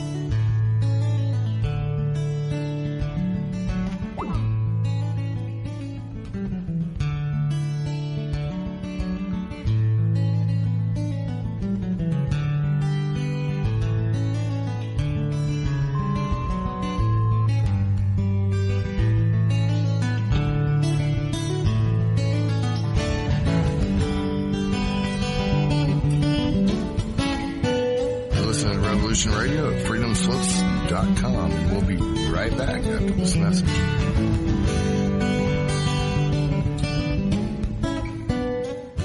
Ladies and gentlemen, can I please have your attention? I've just been handed an urgent news story, and I need all of you to stop what you're doing and listen. On the go? Still want to listen? Don't have one of those fancy phones with too many buttons. Don't know what an app is? Or you don't even care? Well, we got you here at Revolution Radio. Now you can dial in 24/7 to listen to our shows. We have a number for Studio A and Studio B, and best of all, it's free. Don't forget, your carrier charges for your cell phone provider may apply, though, so check with your cell provider to make sure. So ready? Here you go. Get a pen. Here's the number. Studio A is 712-432-6958, and Studio B is 716-748-0112. Thank you very much for listening to Revolution Radio, freedomslips.com, the #1 listener-supported radio station in the world. Hey everyone, it's Barbara Jean Lindsay, the Cosmic Oracle. If you have questions about your past lives or future plans, need answers from the cosmos about your love life or career, or just want to keep your finger on the pulse of the planet, check out my show, The Cosmic Oracle, here on Revolution Radio at freedomslips.com.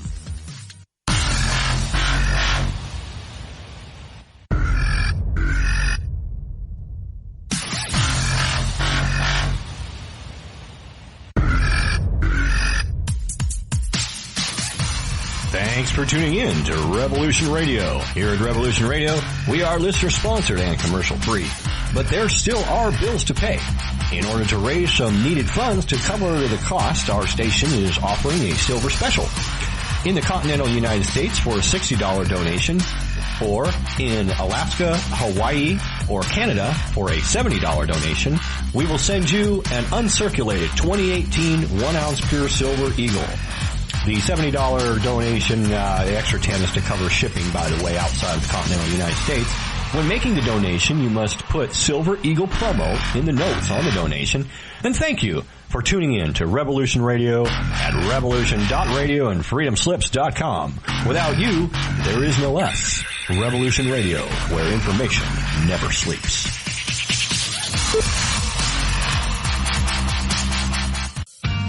Looking for a nightcap to fill your listening needs? Come join us on Spaced Out Radio with me, Dave Scott, right here on Revolution Radio. Monday through Friday for 3 hours a night, starting at 9 p.m. Pacific, midnight Eastern, we will take you down the supernatural path. From ET contact to the paranormal and all of the spiritual, cryptid, and conspiracy stories in between. You can find us right here on Revolution Radio, at spacedoutradio.com, on Twitter.